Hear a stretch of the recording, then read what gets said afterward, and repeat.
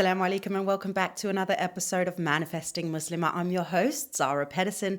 And today's episode is a little bit of a follow on the last episode before this one around what it could mean when Allah withholds his blessings. But this time I would like to take the focus away from, circumstances that we can't control and then try and take it a little bit more inwards. What then do you do? And this is quite an interesting topic. So let's delve into that. While there are a lot of things that we can't control when we're trying to manifest something, there are certain things that we can control.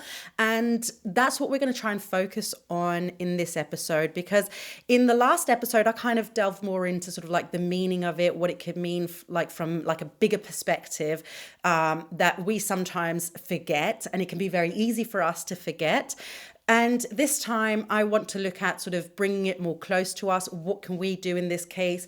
How to react to it, how to get back on track, all of these things. Because while a lot of the times it feels like things are very circumstantial for us, we can also still bring it back to us, because ultimately, we're the common denominator in our lives, meaning that everything that is happening to us and for us is a reflection of something that we have signaled, and I say that in a general terms because of course, Allah's will, obviously have a massive influence in this, of course, as well. But when it comes to like our experience, what we're trying to attract and so on, of course, so keep that in mind.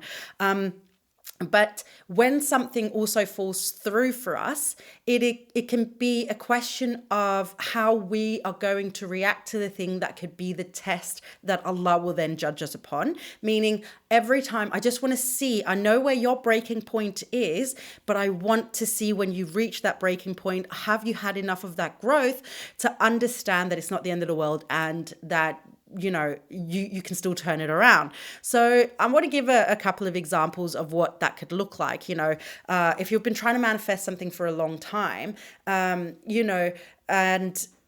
either it keeps being postponed, like the actual manifestation, and you're like, where is it? Or you've seen that it's like almost there, and then for whatever reason, it feels like it's being taken away again, and it's just not, happening. And in that moment, we can be like, what is it that Allah wants from me? Sometimes it is literally just the experience of how we're going to react in that moment, or in the following moments, days, weeks, months, whatever. Because in this, we have to learn patience, sabr and tawakkul, and we have to learn our own resilience and drive and motivation and desire for the thing to continue working even when we are not instantly rewarded. And these things can be things where Allah is like, I know that it's hard, but I need to see this from you, because you facing this these rejections almost, which is not a rejection, temporary rejections, is where the growth is for you. And every time I do it, you up level a little notch. And for you to have the full manifestations, I need you at a specific level. And every time you overcome and come back, there's another up leveling for you. But of course, from our perspective, it can be really, really difficult. So what should we do in this case? This is where it gets a little bit more sort of like, okay, but Zara, how am I supposed to deal with it? This is what I'm telling you right now. This is, or at least the advice that I can invite you to think about. I feel like I need to sneeze and it's not coming. 1 second. I'm just going to try and see if I can sneeze so I don't do it in the microphone and then come back. Well, that did not come out. In fact, my nose swallowed the sneeze again. Can a nose swallow a sneeze? You know what I mean. Anyway, so let's get into the things that you do in this situation. So quite often for a lot of people, when they're just learning about manifestation, law of attraction from an Islamic perspective, making dua to Allah, and we have a specific expectation in mind, even when we're trying to let go of it, let's be real, we're only human. There's going to be a specific expectation of a timeline, of an outcome, of a desire met, of the way it's going to come in, whatever it might be. And in that, we might set like a little sort of almost deadline, like we would prefer to have this thing within that time, or we would prefer it to come from this aspect or that aspect or whatever. And so when we feel like, oh, the manifestation is just about to come and we start getting really excited about it, and then it falls through, the first thing we're going to feel quite often is, confusion. what happened? What did I do wrong? Why didn't it arrive? And this is, of course, just normal human emotions and reactions. Another human emotion you can feel is anger or frustration. No, why not now? What has happened? No, I did everything right and it still didn't happen. And there could be a lot of frustration and irritation. And yes, even the anger might come up and you might feel angry at yourself, the world, Allah. These are very normal emotions again. So please don't shame yourself for them. It could also be sadness, disappointment in yourself, disappointment in the world, disappointed with Allah for not giving it to you already. There are so many emotions that can happen as like that first initial emotion that you might feel. And what I'll say to this is feel it. By just everything in you, just do not ignore it, because when you ignore it, you start saving the emotion somewhere in your body that isn't going to be helpful for you. We feel emotions because we're meant to feel them, not because we're meant to ignore them. And I think quite a lot of the times when we get advice, on social media from coaches and gurus and whatever is, like, yeah, you can be angry, but you can be angry tomorrow. Now you got to hustle or whatever. Like, it's sort of like your emotions don't dictate how you're supposed to live your life kind of thing. So whenever you feel an emotion, you should 100% just ignore it and just do what the higher self or whatever wants from you. But here's the thing, your higher self would want you to get rid of those emotions, not by ignoring them, but by feeling them. That's the way through it. You can't arrive at an emotion and ignore an emotion. The only thing that happens when you do that is you store it somewhere in your body, quite physically store it somewhere in your body. This is how you get, like, people get migraines, backaches, knee, joint aches, all sorts of things, TMJ. Isn't that what it's called? The thing with when you've got like I have that thing where I'm like, I put all my frustration in my jaw. And all of these things, so it'll physically store it and you'll start physically feeling uncomfortable. You can get stress, you can get diseases, illnesses, you'll weaken immune system when you store your emotions and don't feel them. Because the thing about emotions, which I find so interesting, is they don't just disappear.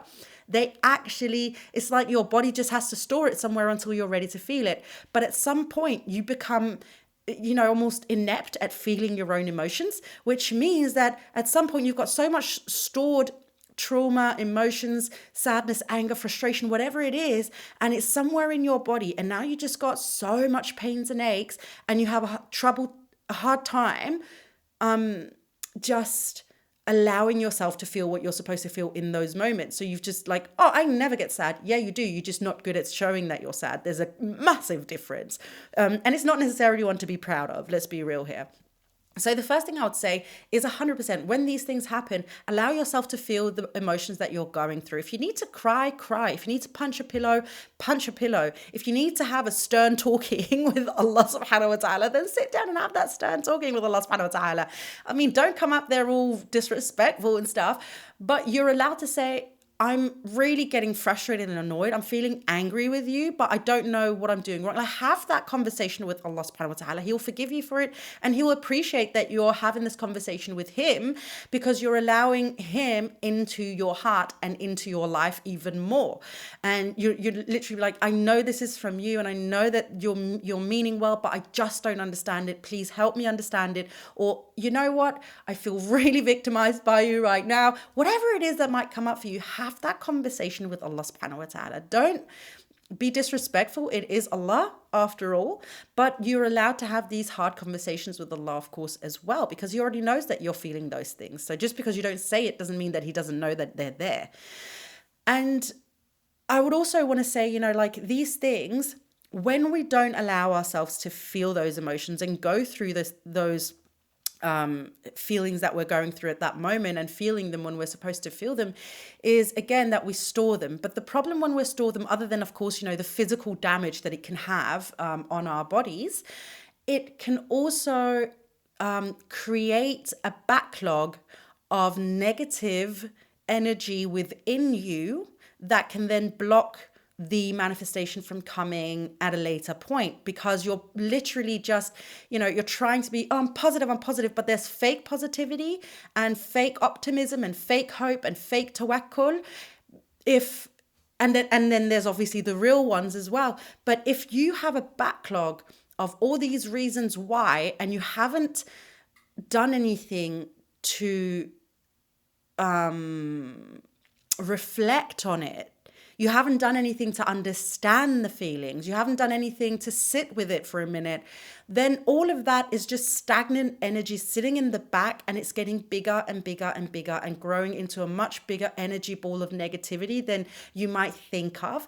And this is where, of course, you'll have heard me talk about mindset and belief systems, that you do have to go back and do that work if you want to manifest something. Because if you have this huge, massive ball of energy behind you that is negative and has told you no, and I'm sad and I'm angry, and every time I get disappointed and it never works for me, and whatever, all those emotions and the words and thoughts that you don't necessarily say when the initial manifestation doesn't come through when you thought it was going to come through, then that's going to stay there. Next time you then go for it again, that's not gone, that's still there. That's just following you around like this big, lumpy, black shadow that you have created.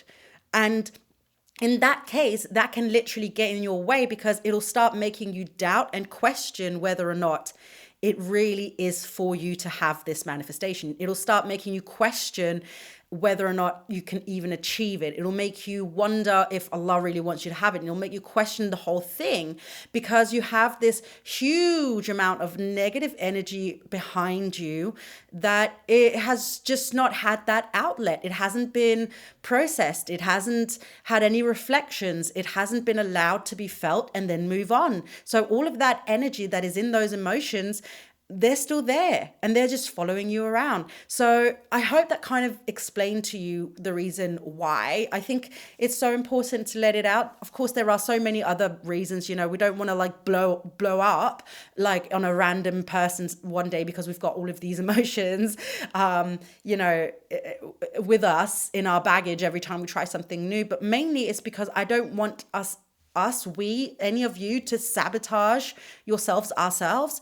I don't want any of us to feel like this energy will, at any moment, I can explode with it, and I can let it out on the wrong person. I can let it out at the wrong situation. I can let it out at a time when it would inconvenience me the absolute most, rather than dealing with it when it's there. I think it's one of those things when it comes to the law of attraction that is so overlooked. I mean, there's so many things that's completely overlooked in the law of attraction, of course, because, mainstream social media, pop culture would like us to just think happy thoughts, make a little affirmation and a vision board, and then everything will come true, and romanticizing the law of attraction quite often. I'm like, excuse me. I am trying to bring more awareness to the fact that there is a bit more work that goes into it. And depending on what kind of background you have, what kind of mindset you have, generally speaking, where you're from, the friendship circles that you have, the influences, all of those things, you might have more work to do or less work to do. Some of your manifestations are going to come quick. Some of them are going to take their time. And sometimes it is literally because you're carrying so much with you that's working against you. And if you haven't done the heavy lifting work of going backwards and clearing that energy first and foremost, then you're just bringing it on with you to the next thing and the next thing and the next thing. And every time there's an inconvenience, mild or big, you're just adding to it. But I think it's just so important that we understand this. And again, this is a massive reason why it is so important that when you're feeling the emotions, negative or positive, make sure that you're feeling them. And it is a massive disappointment at times when we feel like, oh my God, it's coming, I can feel it. And then nothing. Like the air out of a balloon or a very silent but deadly fart. We feel some type of way about it, and we can't deny ourselves that. So feel what you're supposed to feel and take your time with this. Don't rush through those emotions. If you feel it when it comes. It can come a couple of days later. It might be right in that moment, but please don't ignore it. The next thing that I would want you then to do in this situation is backtrack a little bit. Backtrack a little bit. Go back to looking, generally speaking, on your mindset and your beliefs, what's been going on lately in your life, the influences, the energy around you. How have you been feeling? Have you been feeling stressed out about it? Have you been feeling like you've been rushing it to come in? Do you feel like you've been questioning yourself quite a lot because it was coming closer? What's been going through you? Because quite often as well, when we're sort of feeling like we're getting close to the actual manifestation, a lot of things can happen in that moment because we feel like, oh my God, I can almost have it. I can almost smell it. I can see it. And in that moment, a lot of anxiety, doubt, fears, things like that will start creeping their old little ugly heads up from the corners and be like, oh, you almost got it, yeah? Are you sure you can handle it? Are you sure this is for you? Are you sure this, that, and the other? And are you not worried about? Are you not stressed about? Don't you think that? And whatever. And because we're usually so excited about what's happening, with the manifestation feeling like it's coming closer, we then tend to ignore what's been going on in the background. We tend to ignore those little voices, the little hesitations, instead of, again, handling them head on and doing the work, the inner work, making sure that we're dismantling the excuses, the reasons why, the fears, doubts, and hesitations as they pop up, instead of, again, like with the emotions and stuff, just kind of ignoring them and then letting them grow in the background. Because again, they don't go anywhere unless we tackle them. Generally, just in life, nothing goes away unless you handle it, except, a zit. But let's be real, if anything, that's the thing we handle the most. We got a pimple somewhere. That's the one thing we should leave alone. But we're going to be up in that one and popping it and caressing it and putting all kinds of cream on it and making it worse. That's the one thing. But everything else, more or less in life, you gotta go through it when you come to it. Like, you have to deal with it when it's there. And if you don't, it just grows. It's like bills. They don't go away if you don't pay them. They just get bigger. So deal with these things as they come up. Whether or not it's like something positive or negative, make sure you understand yourself. Make sure you understand where it's coming from. Because if these little voices have been creeping up on you, if there's been a little negative habit that you've kind of allowed back into your life that's kind of been setting you back a bit, if there's a friend or a family member that you've been letting back into your life thinking, oh, I'm good now, I can handle it. And then that person's been kind of been negative around you, making you feel maybe a little bit more hesitant because of the things they say, the way they act, whatever, then again, declutter. Make sure that you're going through your mindset, your belief system, what's been going on in my thoughts. Clean out of the negative and get yourself back on track again. But make sure you're doing it from the bottom up again. And while that sounds like, oh my God, I have to start over again. No, you don't have to start over. Because at this point, you've already done this work before. So the clean out this time is much less. It's much less, and quite often it'll come to you much quicker because you're far more aware of where you've kind of let the ball slip. So you'll know whether or not, actually, when I think about it, I've really been hesitant about it and I've really been doubting myself because it really started coming close and it started making me feel some type of way, a little bit worried, a little bit anxious because it's the first time I would have been able to get this thing or whatever. And it made me maybe perhaps self-sabotage a little bit through my energy, my actions, through the things that I didn't do, whatever it might be. So starting over doing that doesn't mean starting over. It basically just means we're just going to go in, just like you've cleaned the whole house. The house is not clean forever now. You kind of come in, the dust will settle after a few days. You come in with a little cloth and you just wipe off the dust. You take out the rubbish. You change the toilet roll in the toilet. You might want to change the bedding, but it's not that you have to go through and clean everything again because the thing is clean, but as things stay and we don't look at it as often again, things accumulate again. There might be boots lying around the door and you might want to put it back into the cupboards or whatever, like the closet.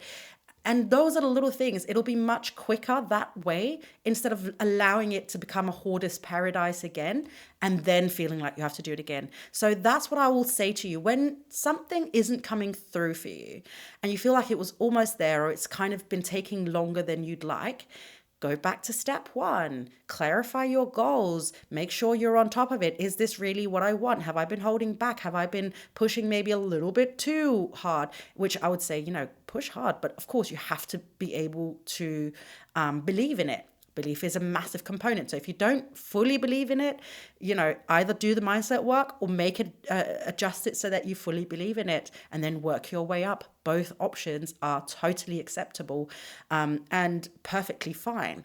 And then, go through, make the dua again, start looking at your mindset, your beliefs, take the actions, do all of the work again. This is an ongoing journey. And what I want you to remember in this, while it can sound almost tiring, like, oh, really, Zara, I have to go do all that. Oh, I can't really, like, I don't have all the time to listen. This is not a big old lesson where you have to sit for 2 hours every day and meditate and say kumbaya.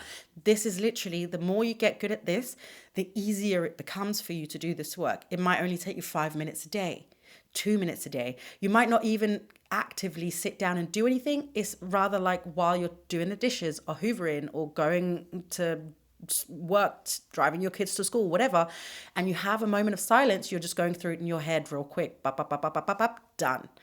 And that's it. That is it. It can be that simple. But again, with practice, becomes perfect. What is it called? With practice. Well, you know what? I don't even believe in that saying anyway, because it's not about perfection anyway. But you get better at it. Let's just put it like that. Okay? You get better at it. And that's all it comes down to. So while it might feel really disappointing in that moment, my darling, I understand the feeling. Trust me, I've been there. Trust me, I am currently going through it with one of my manifestations, which is also why I was like, maybe let me sit down and talk about this, because I don't think I've actually spoken on this topic before necessarily, like this specifically. But these are the steps that I go through. They've helped me immensely stay on track. And more importantly, they've helped me get myself out of that negative headspace when I feel that initial disappointment, sadness, anger, frustration, and back into again to a good headspace where I feel motivated to continue rather than giving up. And I think that's the one thing about the law of attraction, in accordance with the Islamic principles, is that it fuels so much hope in people. If used correctly, it literally just means there's hope. There's another way. There's another option. There's another possibility. There's another chance. There's another day. There's another breath. And that is the beautiful thing about it. Okay, my darling, I feel like I have spoken enough. This might have been a bit of a rambly episode, and I do apologize if that is the case. I've tried to explain myself as best as I can, but it can be a little bit difficult sometimes. But I hope you understand the importance of doing this work, even after you feel that disappointment. And I feel like, I hope that I have given you enough reasons to understand why you don't want to forego this work, and why it could ultimately be more of a damage to you than, a win or anything of that sort if you don't do the work. So, my darling, I hope there was something good in here for you. Please don't forget that if you've got questions about any of my episodes, if you have any comments, any feedback, anything like that, that you can reach me over on my socials. It's at Manifesting Muslimah. Send me a message, leave a comment, request a topic for the podcast, whatever it is. And if you want to work with me, I would suggest you do either the group coaching, the membership, or the one-on-one. Let's get talking with each other. There's links in the show notes. Otherwise, it's over on my socials. Check it out, sign up, book a call, do any of those things. I'm here for you, my darling. And until next time, please don't forget to live in love.